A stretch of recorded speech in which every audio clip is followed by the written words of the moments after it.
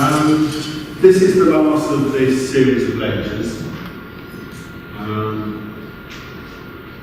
So I'm going to talk about some sort of contemporary issues. What I've been talking about so far has been kind of predicated.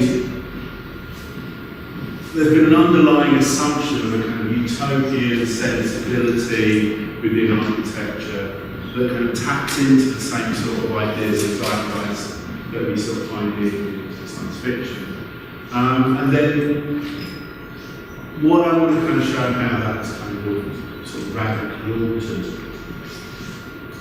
I want to explain some of the kind of terminology. I was talking about, I use the term architecture and late capitalism. So what do I mean by the sort of phrase late capitalism? Well, for me, late capitalism is very bound up with also the term postmodernism. And these are kind of very, there are a whole series of number of ways of describing the current epoch. I'm not claiming that the way in which I describe it has any kind of ultimate veracity to it.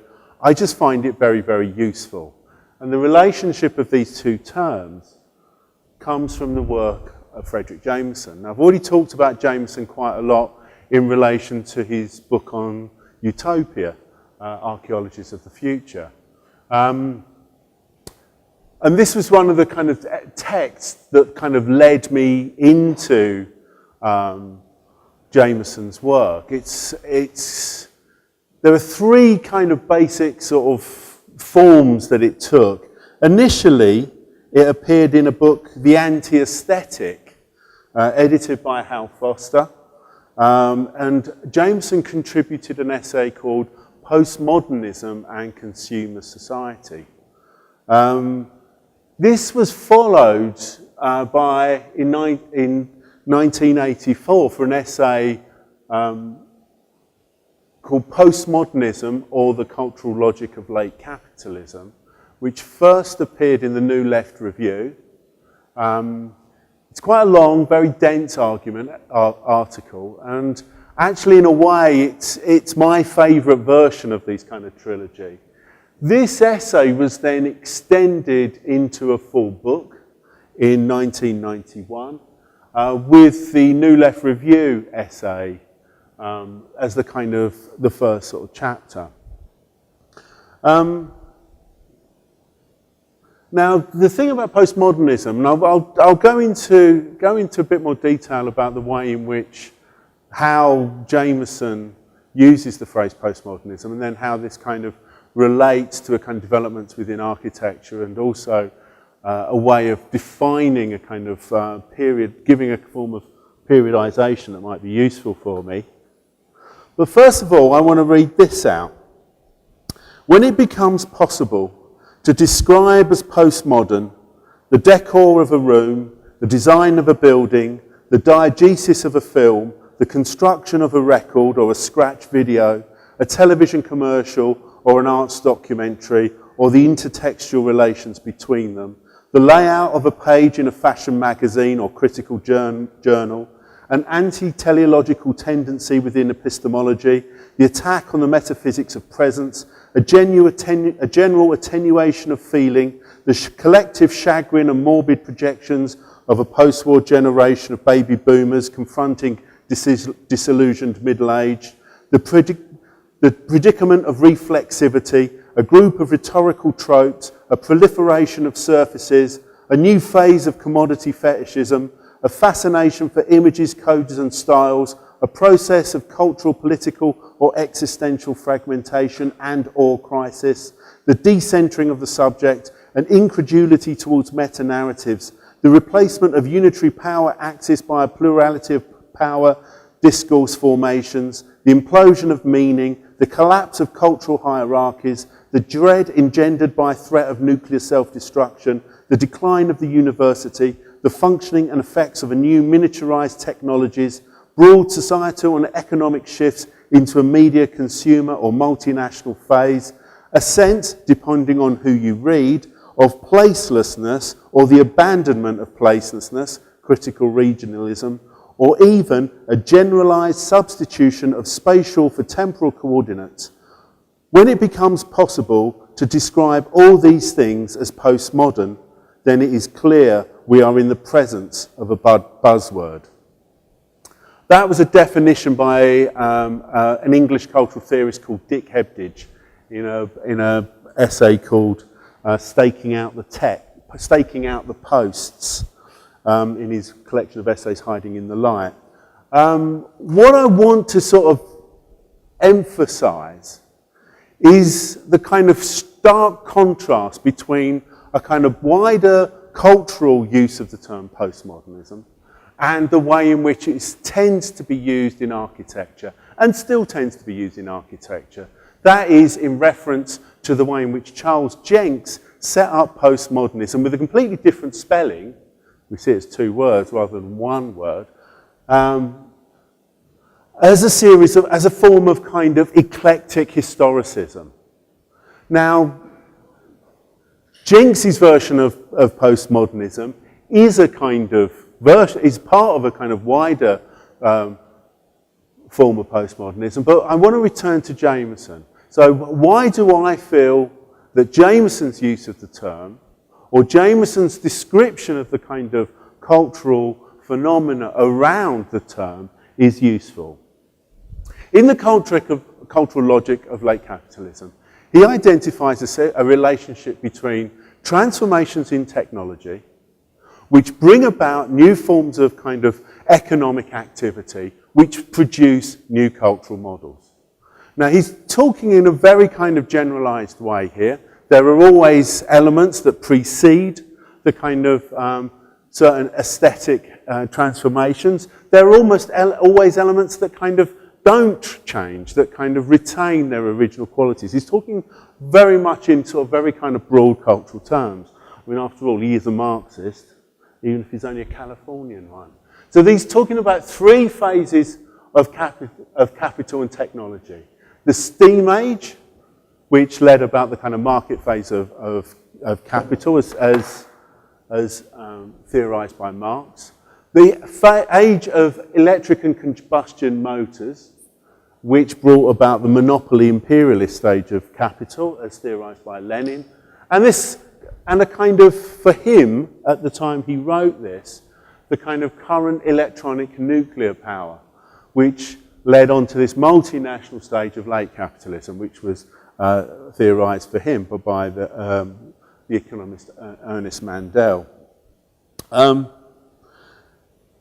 so what we see is, for him, that these lead on to these kind of three broad kind of cultural moments. One of realism, one of modernism, and one of postmodernism. And again, this kind of idea that, again, we are talking about very kind of broad sort of shifts, but he's not talking about something that postmodernism is stylistic. He's talking about something that we are immersed in, that in terms of its kind of reach, it can kind of be describe the majority of ways in which the kind of cultural products of contemporary society, contemporary Western society, can be described and analysed. And there are 5 major themes through which he does this. And again, I'm not arguing that these are comprehensive, but for me, they are very, very useful. He talks about certain forms of representation and a crisis in representation. He talks about a new type of depthlessness, a waning of effect. He uses as his kind of description to support this, he uses a kind of description between a pair of shoes, the diamond dust shoes painted by Andy Warhol, and a pair of peasant shoes painted by Van Gogh. And he talks about some kind of argument that might be kind of sustained around those, the shoes painted by Van Gogh, that just simply wouldn't apply to Warhol. In terms of kind of technology, in terms of the next kind of thing is nostalgia. And nostalgia replaces kind of history. We no longer kind of, we have an idea of pastness.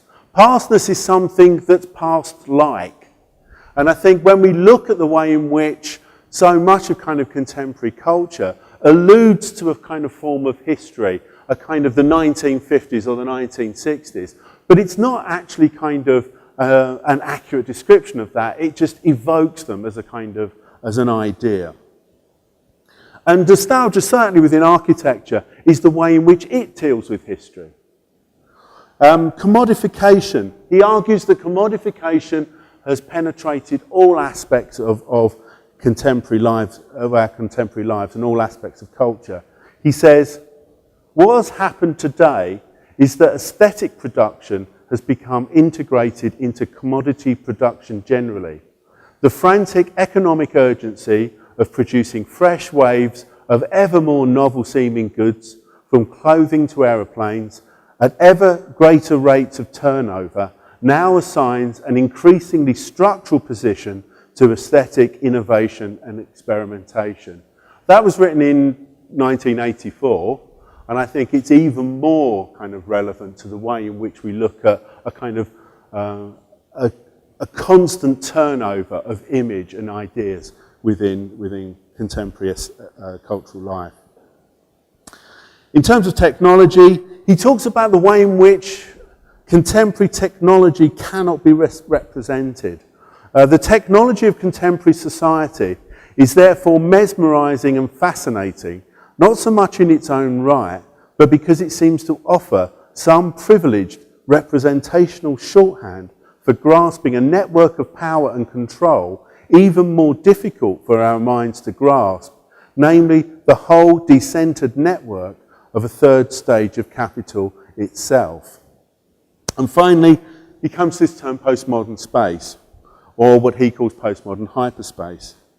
And he says, he uses as his example the Bonaventura Hotel in Los Angeles. And he's talking about, he says, there has been a mutation in the object, the postmodern building, unaccompanied as yet by an equivalent mutation in the subject. We do not possess the perceptual equipment to match this new hyperspace, as I will call it, in part because our perceptual habits were formed in that older kind of space I have called the space of high modernism. The newer architecture, therefore, stands as something like an imperative to grow new organs, to expand our sensorium and our body to some new, as yet unimaginable, perhaps ultimately impossible dimension.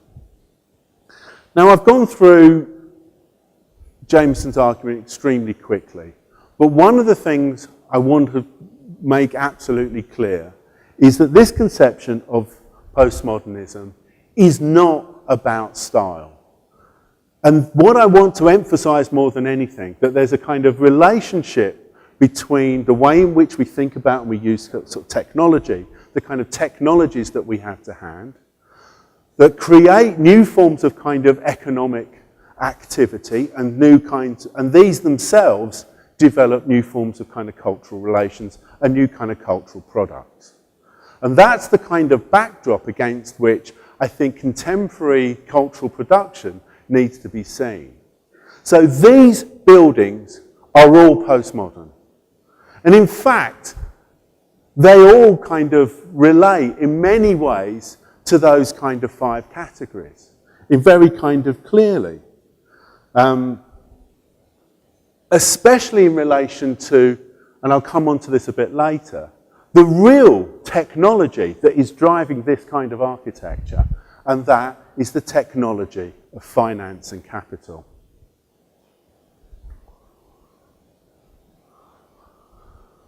The generation of architects that followed Archigram adopted many of their kind of the visual elements of their kind of mechanistic architecture, but replaced flights of fantasy with a more utilitarian approach to architecture in the city.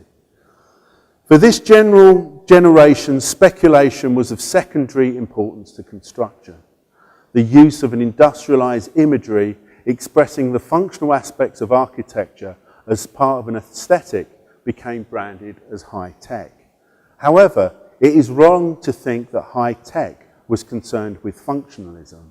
Rather, it was concerned with expressing functionalism stylistically. In 1989, I wrote my postgraduate dissertation called The Architecture of Late Capitalism, and I used high tech as a kind of model to argue against the sort of stylistic conception of postmodernism, and particularly looking at the work of people like Rogers and Foster, because within their work, one shouldn't believe the things that they say about utility and functionalism, because these buildings are not primarily concerned with expressing function.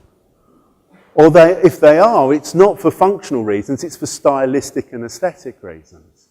It's also for the reasons of branding.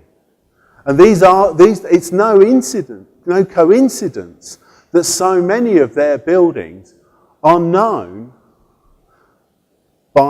either by the name of the owner of the building, and it becomes a symbol of the company, that these almost become company logos, or more recently they become known for their shape, and I'll talk a bit about that later. The kind of technology that these architects are kind of alluding to wasn't the kind of high tech. It was a kind of 1950s form of boys' own sci-fi, exemplified by things like Dan Dare. Or it was also, again, very much a white middle-class boys' pastime in the 1950s, was growing up building your own Meccano sets. And so there's this kind of way in which the kind of aesthetic of high tech doesn't really come from industry, it comes from these kinds of sort of ideas. Equally, it is profoundly historicist. Elements where Rogers actually kind of says that the kind of the tower at the top of the kind of atrium of the Lloyd's building is in fact a sort of direct quote from the Crystal Palace. And again, their technology is all about a kind of mechanistic, industrial technology of the 19th century. It's about nuts and bolts. Even when, on the Lloyd's building, when they couldn't use kind of steel as an exterior material because of fire regulations, what they do is they kind of cast external concrete to make it look as if it was made out of kind of a steel. It's a kind of form of simulation. And also the kind of elements of a kind of technological aesthetic hark back to things like the constructivists. In fact, there was a series of drawings that Rogers office did for Transformation of London, which kind of clearly recalled the sort of drawings produced by Chernikov. Now, in a way, these are two of my favourite high-tech images.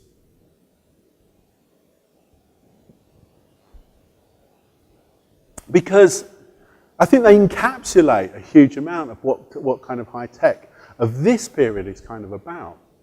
These are not photographs, these are photorealist paintings produced by the English artist Ben Jonson, who kind of used high tech because of the way in which it set up a series of these kind of glossy surfaces.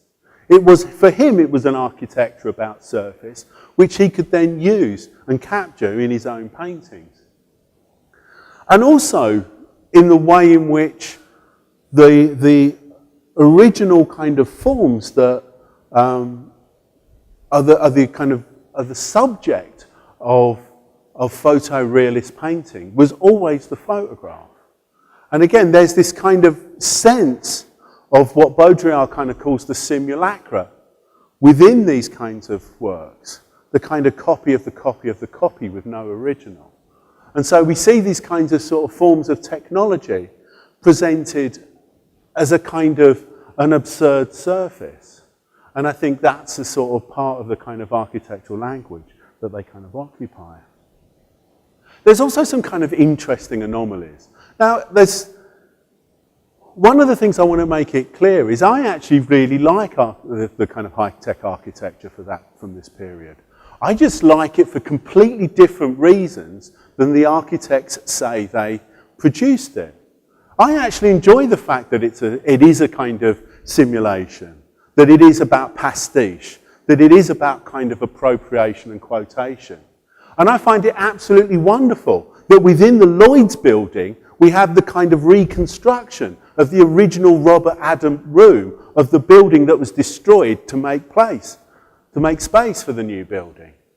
I love the way in which we use really kind of sophisticated technology to create a kind of virtual mise-en-scene before the actual terminology is even really kind of used. And there's a whole series of kind of aspects of the way in which these buildings have these kind of readings within them that I think makes them kind of quite complex objects. I just don't believe that they're in any way functional or rational. And actually that's why I enjoy them. And now we get to a kind of idea of architecture. High tech is kind of, even the pretense of the mechanisms have gone. We're just down to shape now. These two kind of shibboleths of the London skyline, the gherkin and the cheese grater. Their kind of architecture as technology reduced down to a kind of meme. And I think, again, that's kind of something that's quite interesting. But I don't think that's what's motivating Norman Foster and Richard Rogers. British high tech became the favoured architecture of big business, and the stylistic flourishes gave way to slick corporatism. Another generation of architects was preparing to take up the machinic mantle, highlighted in the highly influential pamphlet architecture, Building Machines, edited by Robert McCarter. So there was this kind of, at the time when high tech was slipping into a kind of this sort of corporate stylizing, there were a group of young architects, mainly from the West Coast, who were taking kind of a machinic architecture in a different way, and in a way that was clearly sort of relating back to certain kind of ideas of science fiction. The work of Neil M. Denari in his West Coast Gateway competition, or in the Prototype Architectural School number 5. Here we see a kind of idea of an architecture, either a kind of supposedly drawn by a machine. I mean, this is one of those kinds of sort of architectures that almost eschew this notion of the hand of the architect drawing these out. Of course, these were all hand-drawn. This was before kind of CAD technology. They were hand-drawn. All the colours were individually cut out with a scalpel, using a material that probably none of you have ever kind of come across, called transtext. All the letters are hand-placed onto the drawings. But they were meant to evoke a notion of a kind of machinic architect drawing these in a kind of abstract landscape.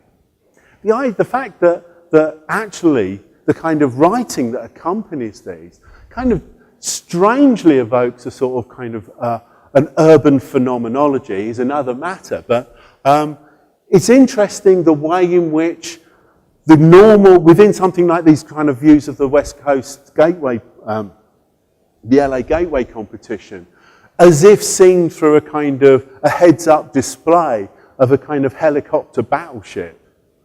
You know, so even the kind of traditional point of view, the kind of a traditional subject of the kind of Enlightenment view of architecture is kind of erased for a kind of machinic layer.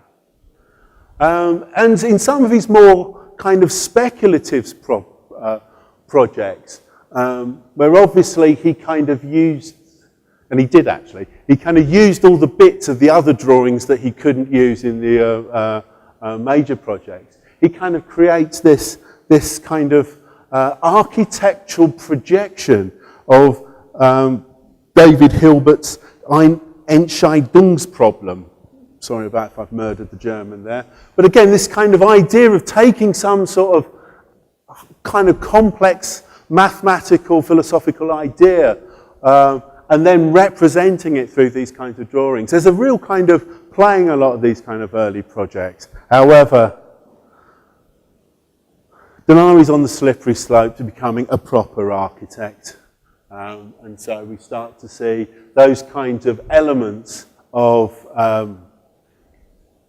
his work becoming less speculative, less kind of experimental, and actually kind of beginning to be focused much more in developing a proper career. This project for kind of prototype housing. I used to run a company called General Lighting and Power. And we did a project, we were invited onto a competition for the London Times because they'd just taken over sponsorship of the Greenwich Meridian. And our project was to have a series of TV screens playing live video feeds from every point on the kind of, from each of the different time zones. One of my colleagues thought it would be a really good idea if for these drawings we just completely ripped off Neil Denari. Plagiarism for us was quite a sort of important tactic in the way in which we kind of put these works together.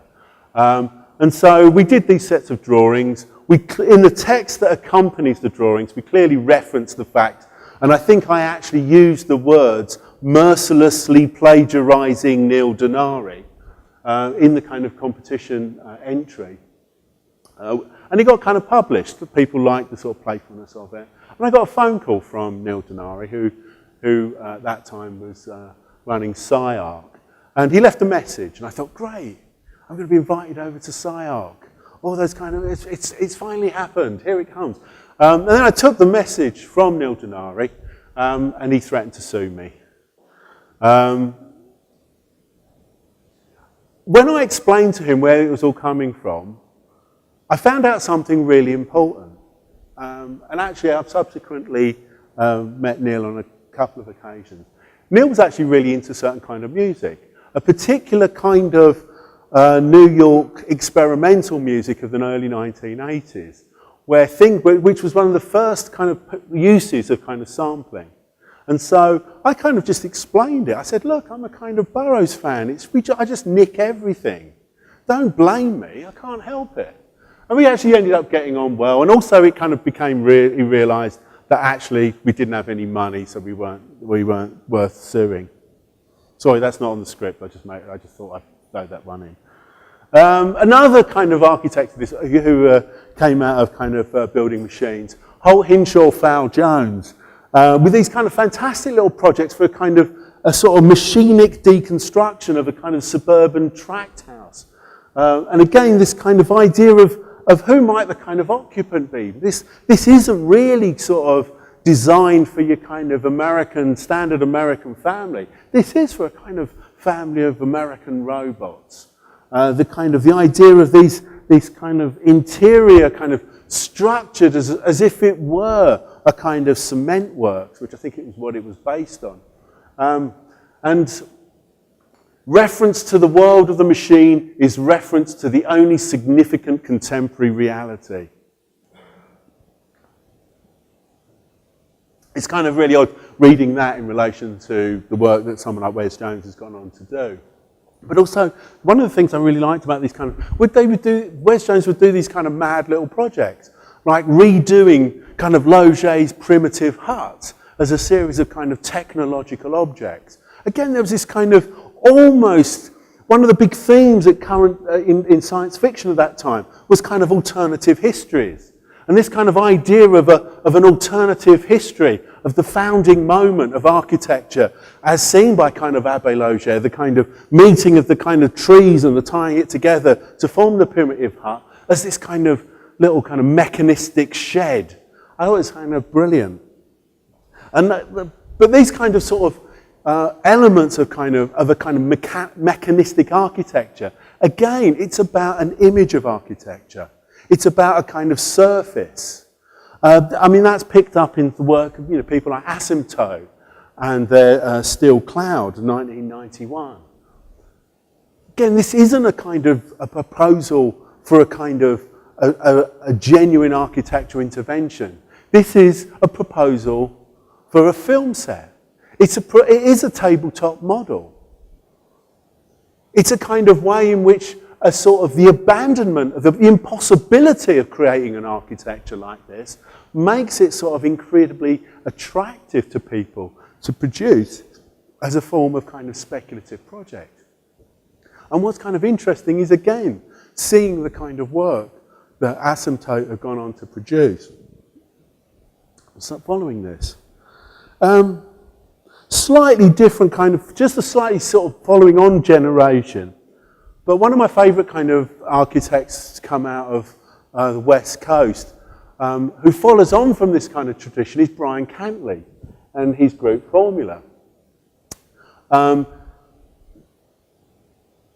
On the left, you see the kind of cover of Cantley's book, Makudzu, a pun on the term kudzu.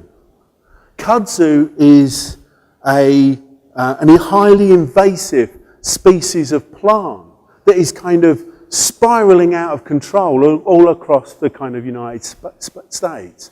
It's something that just kind of crops up everywhere. We, in the UK, I'm not sure about Europe, but we have Japanese knotweed. But this kind of idea of kudzu, this kind of idea of just of a kind of architecture that's sort of invasively kind of self-replicating itself. And Cantley sort of creates these kind of little machines and these little kind of fetishistic objects. And he creates them out of detritus. These are sort of the kind of models that he makes. And even the drawings are kind of their origin. Is often he finds these kind of sort of discarded ephemera, draws them, and then kind of creates these kind of architectural assemblages from them. And he gives them these kind of names like kind of Batman or kind of prawn object. And of course, he gives them a certain kind of stylizing. He uses certain kinds of colours that are associated with a kind of an industrial language of warning signs. But it's also something that gets incorporated into sort of science fiction, which I'll show you in a minute. And also the kind of use of a kind of Asian font, which again, as part of a kind of Western fetish for this notion of the future, where kind of language becomes a kind of polyglot hybrid of largely dominated by kind of Asian languages. Somewhat kind of tangential to this work, someone like Greg Lynn. I mean, Lynn was one of the kind of first architects who really kind of promoted kind of parametricism, something that he's kind of perhaps abandoned somewhat since then. His book, Animate Form, was once very deftly described to me by a former colleague called Sherry Bates as probably the most concise description of the spline curve ever. On the left is his kind of project for the Cardiff Bay Opera House, the kind of competition. And again, sort of Lynn was very interested in a very kind of literal, mechanistic way of developing kind of architectural forms by looking explicitly at kind of movements, then mapping movements, and then changing them into kind of architectural forms. This starts to kind of change somewhat when he moves into the kind of embryological houses. And now, of course, his kind of work, again, moves across a whole series of kind of different kind of ideas. But again, I think there is a sort of sense where, for the large part, he wants to be a proper architect. But actually, he's so much better when he's not being a proper architect. This is his kind of space station concept. And again, sort of we invited Greg to Greenwich a couple of years ago to give a keynote lecture on our Future Cities conferences. And when he was talking about the more kind of speculative projects, he seemed so much more animated, no pun intended, than he did when he was talking about the more kind of prosaic projects that he's done. Now one of the things I mentioned that a lot of this kind of does have a kind of sort of relationship back to certain kind of science fiction imagery. This is an image by the science fiction artist Chris Foss. Foss has probably produced more science fiction book covers than almost any other kind of artist. And there is a kind of clearly sort of quite a few of the architects that I've shown have been kind of indebted to sort of some of Foss's stylizations, whether kind of knowingly or not. But there is a kind of the way in which the way in which contemporary architects use the kind of ideas of science fiction visualization artists as a way of representing the future of architecture seems a kind of really sort of interesting sort of way of kind of representing things, way of kind of just using a kind of source material of someone who is imagining what the future of your discourse is going to be like. And we start seeing this kind of cropping up. These are two images that I've already shown. And what seems kind of quite clear, the future will look like this because we're designing a future that we want to recognize as the future.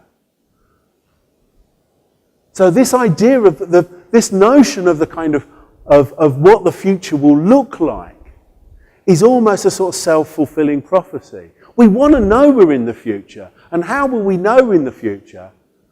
Because it will look like that. And this again is one of the things about kind of our use of kind of representation in architecture. Often we use certain kind of cliches and tropes to confirm to ourselves the very values that we want to kind of communicate. We can all know when a kind of architectural drawing is complex because it looks complex. It's simple. Oh look, the future's already here. Oh, isn't that great?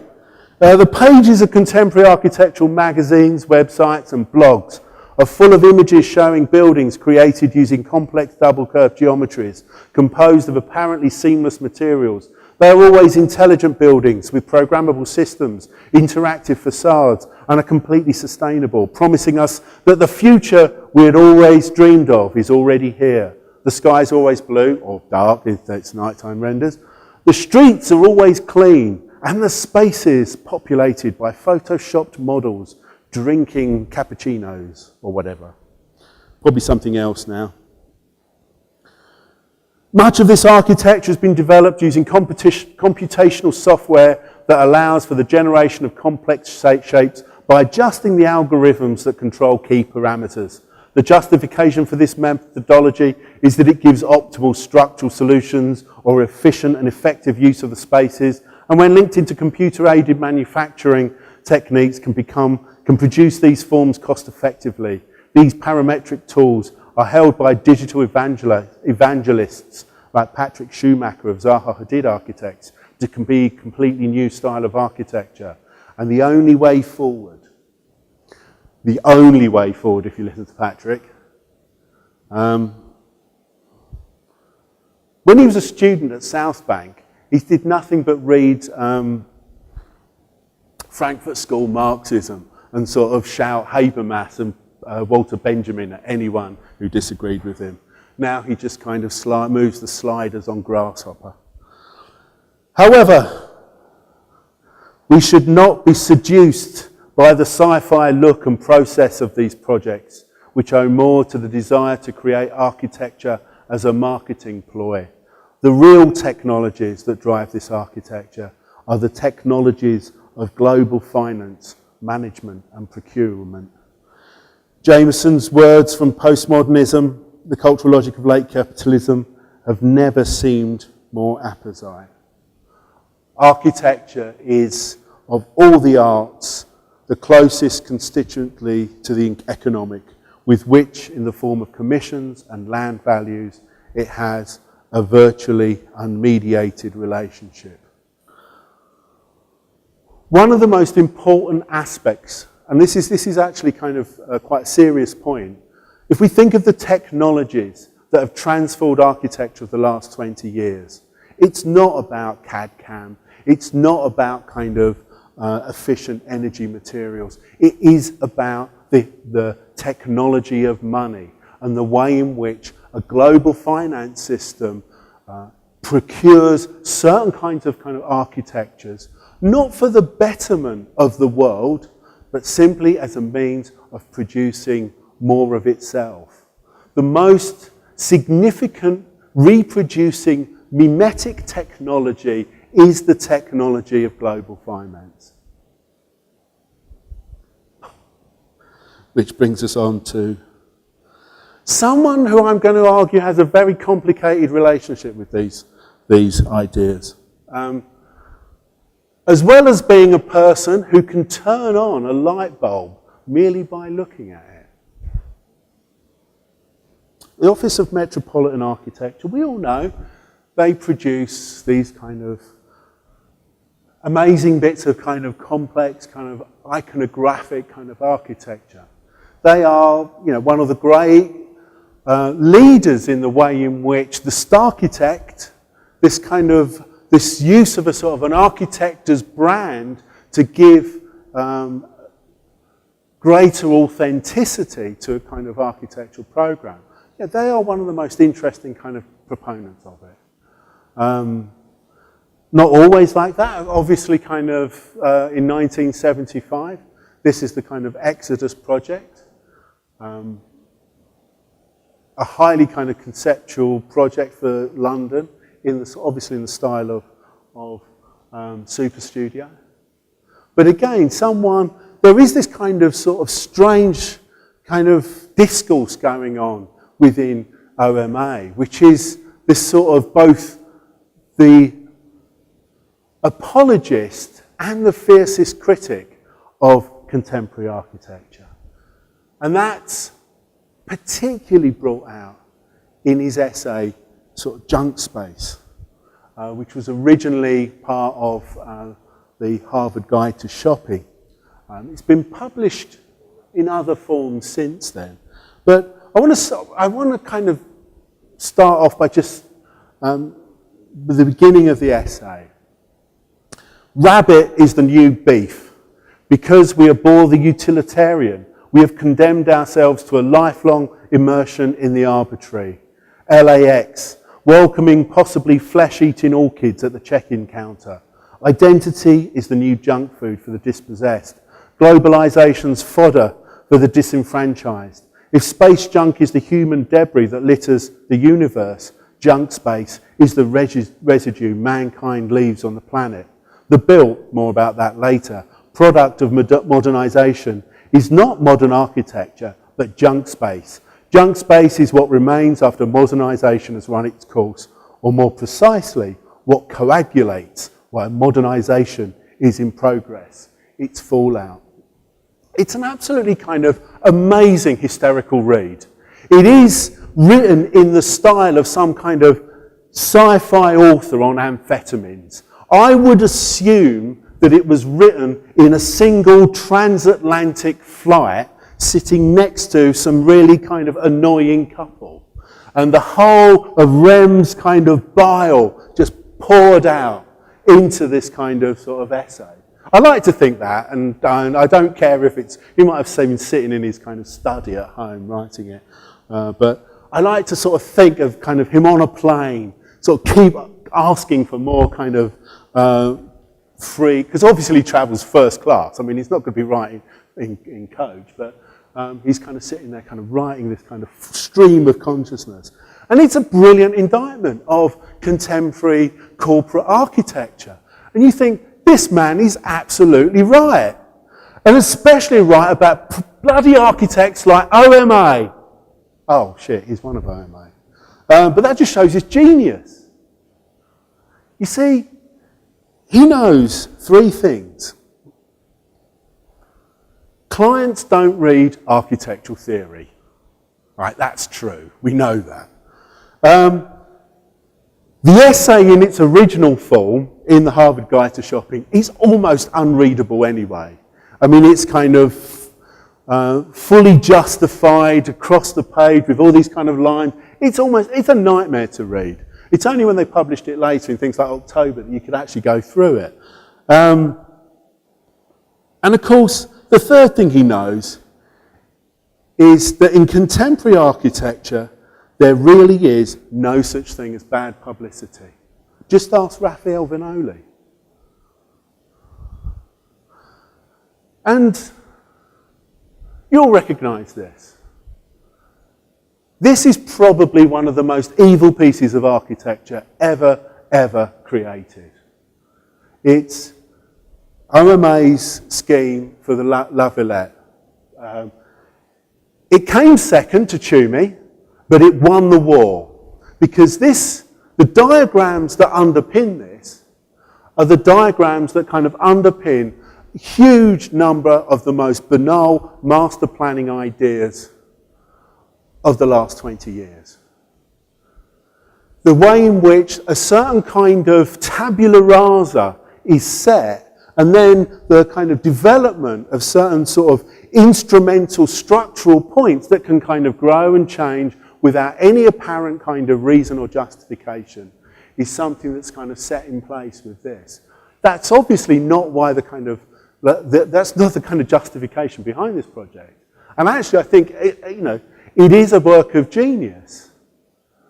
But it's a kind of, as a blueprint, it has probably been one of the most abused diagrams of kind of architectural production. Because it is a kind of diagram of neoliberalism.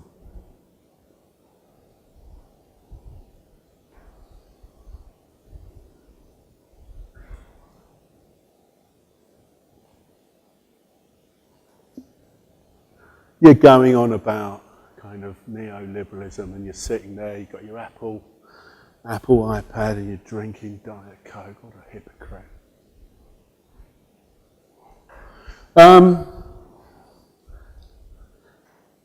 In 1996, Neil Spiller published his first edition of Architecture and Cyberspace. The growth of the internet since the mid-1990s and the development of virtual and augmented realities, the assumption that architecture and architectural spaces have to be physical has been questioned by quite a few architects on the periphery and in the academies of architectural discourse. Few mainstream architectural practices embrace these new technologies in anything other way than commissioning a business website. The possibilities of virtual and augmented reality as spaces of architectural inquiry is still largely unexplored. Indeed, given the rise of practices that require spatial skills in creating new digital environments, game design, film design, web design, architecture should be well placed to move into those areas, but it is not. Neil's concept of cyberspace is very clearly clearly referencing William Gibson's concepts of cyberspace, which he developed in Neuromancer, and also quite extensively references Neil Stephenson's ideas in Snow Crash. But more importantly, a slightly lesser known science fiction writer who just happens to be a very good friend and former drinking partner of Neil is a science fiction author called Jeff Noon, whose first novel, Vert, meaning virtual, is the kind of one of the main inspirations behind kind of Neil's concept of architecture and cyberspace. Because Neil in a way isn't, as I'll show, is probably the least cyber and digital architect of current times. And actually, one of the interesting things about reading Jeff Noon is exactly the kind of amphetamine-fueled science fiction writer that kind of Junk Space reminds me of. There is a kind of mad sort of splenetic prose style to to kind of Noon's writing that kind of is the sort of one of the things that kind of I pick up in kind of Rem Koolhaas's writing. Of course, this model of cyberspace is fictional, is kind of in a way absurd, and of course never materialised. And actually, one of the kind of things about going back, particularly to kind of Gibson of this kind of era, is just how many sort of technological things he gets wrong. Stevenson, who's a bit more of a kind of, was one of those kind of authors who came out of a kind of was a sort of writer in sort of technology magazines before he kind of became a science fiction writer. His metaverse is quite carefully kind of constructed by someone who's actually had a kind of career working in programming. Ver is just the mad novel written by a lunatic from Manchester and is fantastic. I recommend you all read it. You might need a translator on some of the kind of Mancunian prose, but that's it. That's another thing. This is one of Neil's drawings. This is early Spiller. Neil and I are kind of, I've known Neil now for well over 25 years. We're very good friends. We have lunch almost 3 or 4 times a week together, and we complain about exactly the same things every time we have lunch together. Neil grew up, wasn't that interested in architecture. He's a big fan of heavy metal, and never took art as one of his kind of subjects at school, but was one of those kids, boys actually, usually, unfortunately, that used to draw copies of heavy metal album covers on the backs and in the pages of all of his exercise books. I think he's still got some. And you can start seeing that. Of course, he was a dismal failure at School of Architecture because he wouldn't draw properly and was producing kind of work similar to this.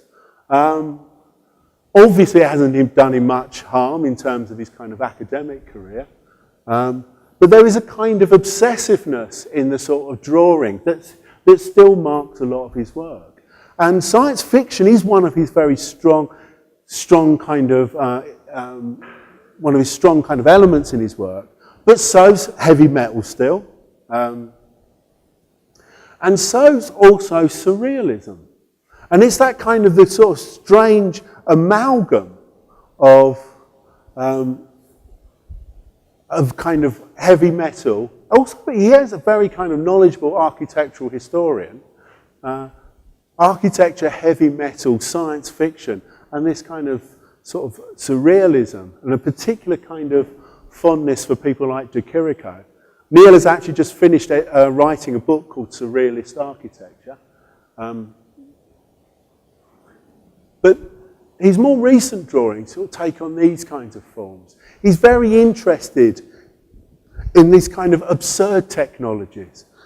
He's very interested in a kind of way in which the technology assumes a kind of highly advanced stage. He's very sort of interested in things like nanotechnology, but it has to be kind of combined with certain elements of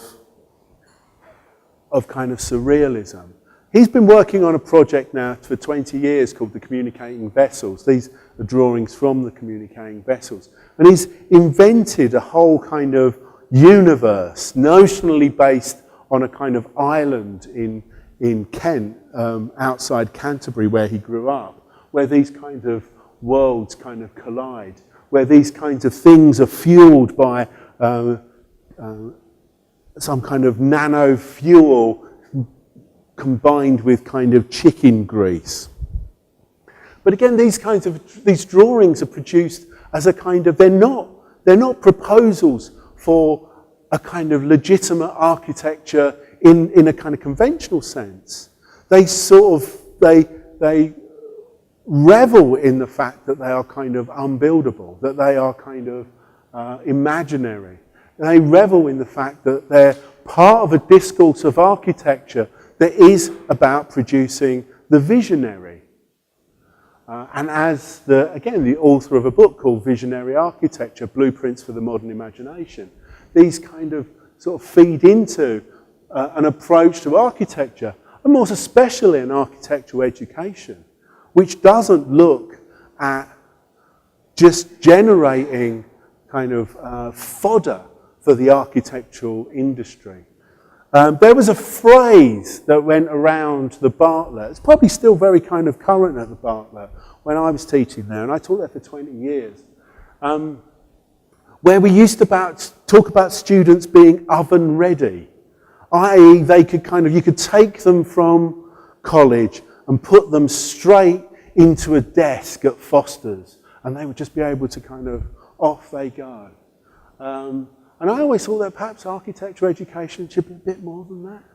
Should be a bit more about exploring other sorts of ideas, about thinking, well, what's the world going to be like in 20, 30 years' time? And it's not going to be just about neoprene gaskets. Another part of Architects in Cyberspace was Marcus Novak, who borrowed heavily from the kind of language and stylizations of the Situationist International, his kind of liquid architectures, his kind of digital new Babylons, carried with them, again, that sort of idea of speculation. They also carry with them, one of the things about having sort of been working with digital technology for sort of 15 years is that you can sort of begin to date renders by certain kind of cues and certain sort of looks. And you can also sort of date them, especially by certain kinds of plugins as well. And now, of course, these renders, they look kind of quite dated. They look like anyone with a kind of copy of Blender. And I know he never used Blender. I'm just trying to promote the open source thing here. I'm going to get onto that in a while. I know you all use Studio Mate. Do you use Blender? See, we're a community. We'll be swapping shortcuts soon. But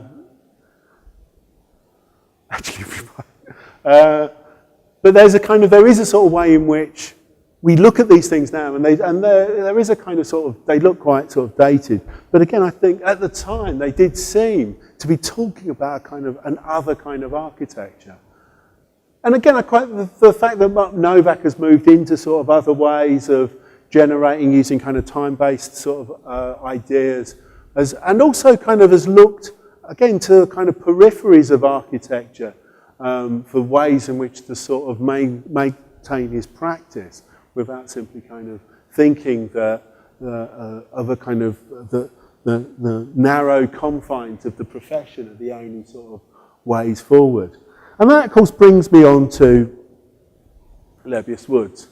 Lebbeus Woods, who is, of all the architects that are using space offered by speculative architecture, Lebbeus Woods is one of the most radical and inspiring practitioners. Through a series of projects that are formally innovative, programmatically challenging, and beautifully illustrated, Woods has produced some of the most exquisite drawings since the 18th century.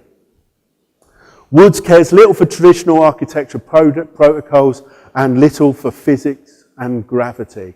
Some of his projects defy gravity as a matter of course. Woods' interventions are nearly always bricolage from various elements directly inserted, sometimes improbably, into the existing city. And it is difficult to tell whether Woods' insertions into these areas are acting as sutures holding the scarred city together, or working as irritants, forcing them further apart.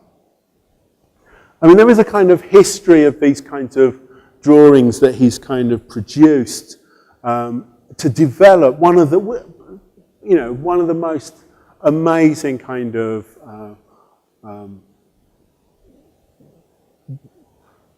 working kind of sort of genres of architecture, constantly kind of challenging himself, but also but not falling into this kind of idea, and in fact being kind of opposed to a sort of sense of the justification of architecture is simply through the production of buildings. And again, I don't want to kind of denigrate producing sort of buildings, but actually I feel that there is this kind of sense now of architecture having lost that sort of part of itself that is dedicated to sort of speculation. And actually, again, the kind of the architectural practice is kind of wholly synonymous with architecture in the worldview of many of its practitioners. So early projects like kind of Einstein's tomb, kind of an architecture that would be kind of floating in space, that would be kind of orbiting the moon and then kind of moving off into kind of distant worlds. These projects, centricity, the one on the right, the infamous neo-mechanical tower, which was appropriated by the makers of the film 12 Monkeys for their interrogation scene, and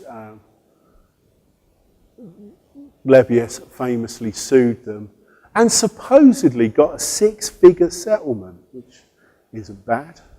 Although, according to another very highly placed kind of American architect, he said, yeah, good for Leb, he fucked it up for the rest of us though, because then film companies weren't interested in using architects anymore. In fact, they've kind of very few of the sort of the architects who I've mentioned get asked to produce work for film, visualizations for film, because of issues around copyright. One of my favourite kind of Leb projects from 1988, the Solo House, a house for a single person, exquisite sets of drawings, fantastic model. The model itself is kind of, the final model is sort of 5 foot high. Again, formally very kind of innovative, playful, very kind of a reworking of some of the kind of ideas of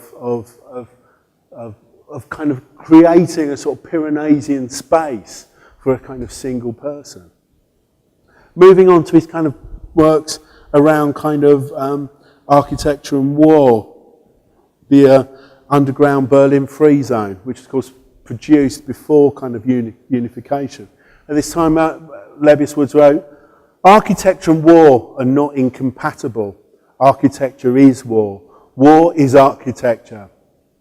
I am at war with my time, with history, with all authority that resides in fixed and frightened forms. I am one of millions who do not fit in, who have no home, no family, no doctrine, no firm place to call my own, no known beginning or end, no sacred and primordial site. I declare war on falseness, my own pitiful fears. I know only moments and lifetimes that are as moments, and forms that appear with infinite strength, then melt into air. I am an architect, a constructor of worlds, a sensualist who worships the flesh, the melody, a silhouette against the darkening sky. I cannot know your name, nor you can know mine. Tomorrow we begin together the construction of a city." When I first read an architecture, I thought he was writing to me personally.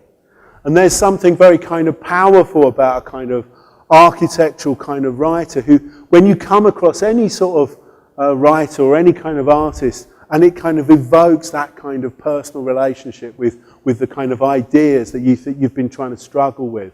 And, you know, for that kind of, Lebbeus has an incredibly kind of important part. Not, because I don't, in a way, it's not about the kind of style of the work.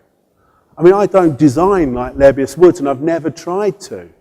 I can't draw like that well anyway. But one of the things that it's about that kind of aspiration, it's about that kind of love of speculation that I really kind of admire in him.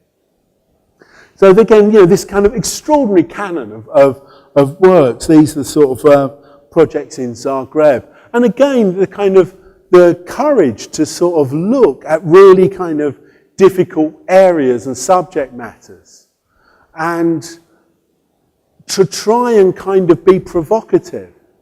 Now, that opens him up sometimes to criticism of trivialization or glorification of this kind of dissent or this kind of disruption. But again, I think it's important that we don't just see architecture as occupying and operating within these kind of safe, convivial territories. It's really important to take risks. It's really important to sometimes risk the kind of the way in which people around you might oppose you. Again, the works around the kind of scabs, parasites, and injections. Scabs, scars, and new tissue from 92-93. And again, this is where I kind of ask the question, is he actually healing? Well, he says he is. Or are they kind of creating new kind of ruptures? I mean, are these kind of, as a kind of prosthetic, there to sort of heal? Or are they there as part of a kind of desire to maintain a kind of sense of irritation? Or even kind of, maybe even kind of glorify some of that? Again, things like the kind of quake houses, the kind of, this idea again of looking at something, a rupture that is potentially catastrophic, but begin to kind of occupy that as a territory. But also working in places like kind of Havana, which for an American is kind of highly kind of provocative. And again, looking at the ways in which a kind of architecture located in Havana might sort of have a whole series of possible kind of readings and possible kind of ways of misreading as well.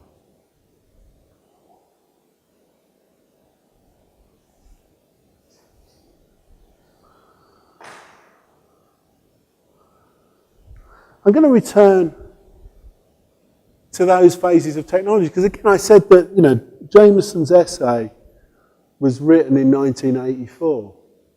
So electronic and nuclear power now seem, it's like your parents talking about a radiogram or something like that, or phonogram, or even talking about vinyl because they're trendy again.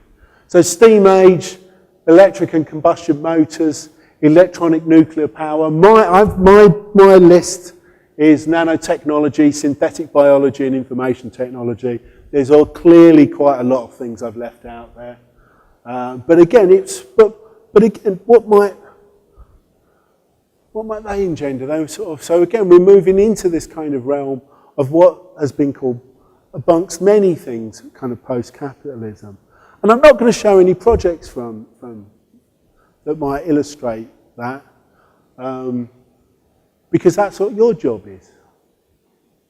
You know, I think that there is this kind of, what these new cultural models, what the kind of new tactics and new aspirations are. Again, maybe it's not kind of, maybe we are a bit kind of hung up on style. Maybe style isn't that important. Maybe it's about new ways of working, new forms of interaction. Maybe it's about different kind of models for how we kind of operate as architects and how we kind of interact with each other. And we interact with people all over the kind of globe. Maybe it's not about what we produce, but perhaps more about the ways in which we produce it. And there are a series of kind of books I think are actually really useful to try and understand this as a kind of historic moment. I'm a big fan of Mike Davis, almost everything that he's had his hand on. At the recent kind of Crits before Christmas, I kept referring to people to essays from the book he edited with Daniel Bertram Monk, Dream Worlds of a Neoliberalism, Evil Paradises. Again, a fantastic kind of selection of essays that are incredibly kind of pertinent to the kind of contemporary situation, even though the book was released in 2008, which was before the last kind of crash. And on the right, David Harvey's 17 Contradictions and the End of Capitalism. Again, I've been a big fan of Harvey's work since the kind of condition of postmodernity. And that sort of hugely kind of humane and empathetic approach to kind of economics and culture, which is something that's kind of sort of easy to dismiss as kind of a form of woolly liberalism, but kind of actually is something that is very kind of powerful. And of course, the great thing about David Harvey, you don't have to read his books. Just go onto the internet and he does it all for you, reads them all out for you. You can download the 17 Contradictions in 3 1.5-hour lectures. That's 4.5 hours of Harvey. So worth every second. One of the most interesting books produced last year, for lots of reasons, was Paul Mason's Post-Capitalism, A Guide to Our Future. Mason is an economics journalist for Channel 4 in England. And the thing about this book is that it's actually been a bestseller. A book about kind of economics, something that actually a huge number of people have read. And one of the many things that he's arguing is the way in which kind of information technology and our kind of ability to sort of access information technology, and the way in which the impossibility of maintaining a monetization of that and the consequences of that are developing a whole series of new ways of working. And he talks somewhat about kind of open source and the way in which kind of open source ideas are kind of transforming whole areas of intellectual activity. One of my colleagues at Greenwich, Mark Garcia, said, of course, it means nothing to architects, though. And in a way, I can understand how the model of open source doesn't apply to the kind of contemporary models of architecture, especially to the kind of obsession of authorship and copyright that most architects have. But I think that's all changing.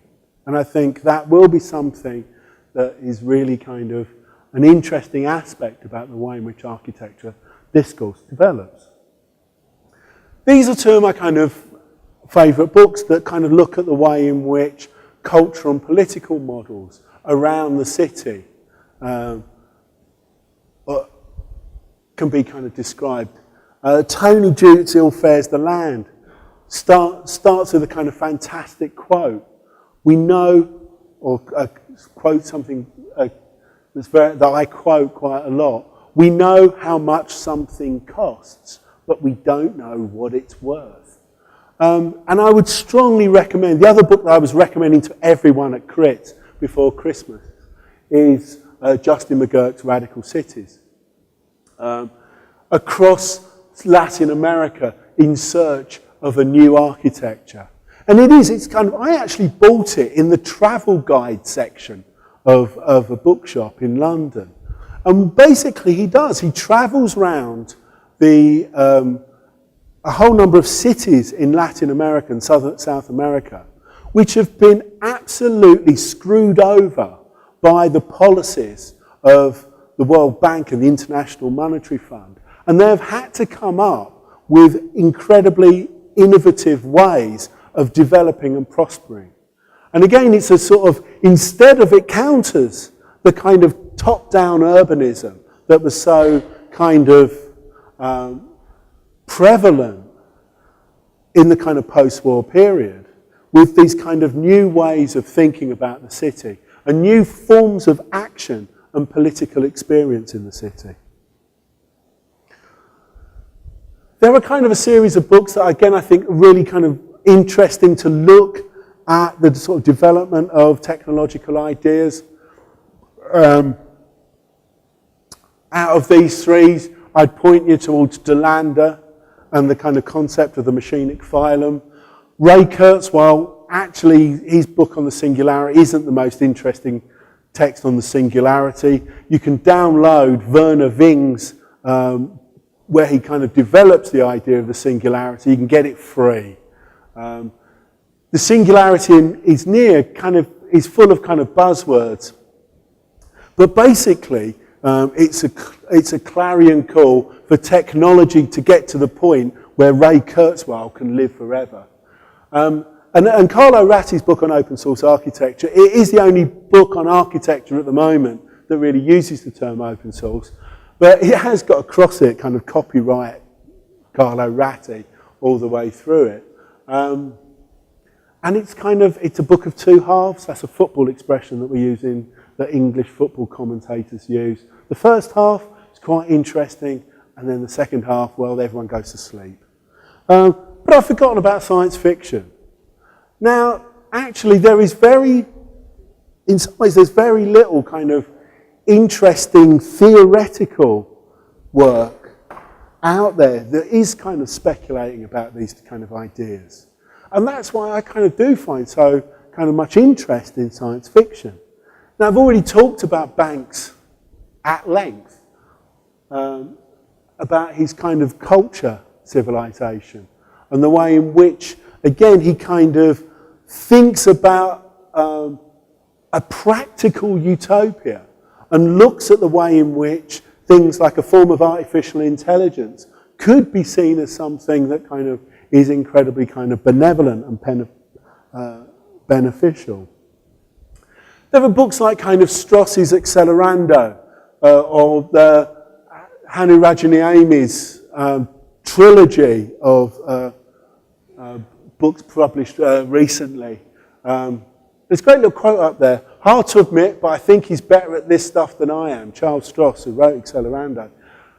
And also kind of Alistair Reynolds' kind of speculations on kind of post-singularity kind of technologies, looking at the ways in which they kind of, and all three of these people come from quite very sort of hard science backgrounds, hard technology backgrounds, and they're writing with these things, sort of thinking them through, speculating with ideas that are kind of sometimes hugely kind of complex and hugely kind of paradoxical, in the same way that so much kind of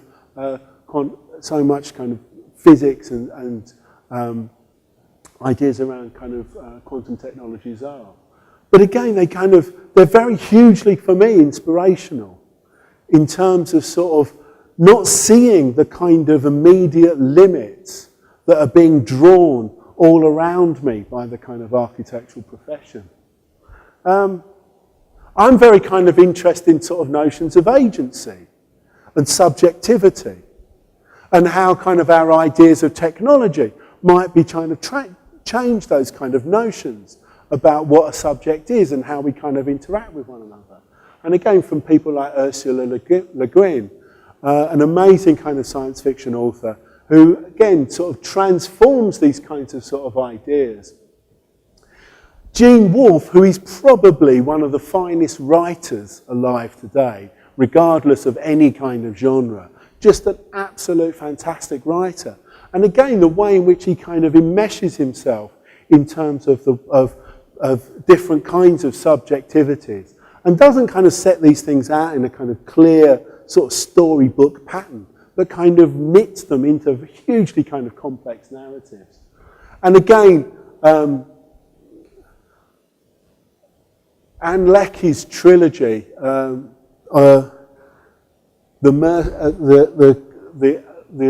where the main figure is a character who's left over from the kind of from a kind of mass subject that used to be a kind of a military starship, and it's interesting how kind of Leckie in these books plays with pronouns, and so we're constantly kind of being told that depending on who's talking to who in what context, whether we address someone as he or she. And so that whole kind of notion of playing with kind of agency, playing with kind of subjectivity is really, really kind of layered and complex here. And also, I mean, the trilogy is just fantastic storytelling as well. I know kind of people who are interested in literature aren't actually supposed to be interested in story. It's supposed to be interested in, you know, kind of textual interrelations and stuff like that. But, you know, it's great if there's a story in there as well. Again, there's a whole group of kind of science fiction authors who are kind of writing in incredibly kind of complex kind of political ideas as well. And also across a broad range of subjects, particularly someone like China Miéville, who uses kind of genre in extraordinary ways. Ken MacLeod, who was a friend of Ian Banks, but also is a kind of, you know, a very, very astute political writer. His blog, Early Days of a Better Future, the name of which I ripped off for calling a name of our year, one of our kind of years in Greenwich 2 years ago, writes from an extensive kind of political kind of understanding, but also kind of technological understanding. He's got a master's degree in chemistry. So there's this kind of really kind of interesting play with kind of political ideas and sort of technological ideas, and also thinking about kind of how political structures and strategies operate throughout all his kind of books. And one of my favourite kind of trilogies from last year was written by Jeff Vandermeer. And it's a sort of, there's a trilogy of books that are about this kind of mysterious area. And again, he looks at a kind of whole ways in which certain types of fears of technology, certain kind of ways of thinking about technology are kind of embedded in our kind of unconscious. And also, there are kind of books that still maintain a kind of dystopian tradition, from Christopher Priest's Inverted World. I mean, Cloud Atlas, which was made into a film that became more about the Wachowskis' use of prosthetics than it did about the original story. And also one of the books that won a huge number of the kind of prizes in science fiction last year, Emily St. John Mandel's Station 11, a really kind of beautiful and eloquent development of a kind of a sort of post-apocalyptic world where one of the kind of signifiers that kind of runs, signifying tropes that runs through this is this kind of series of kind of graphic drawings that was made by one of the kind of protagonists that kind of links people together. And also there's this kind of crossover of things that are considered part of a kind of literary mainstream, like Margaret Atwood's Handmaid's Tale, or the work of David Foster Wallace.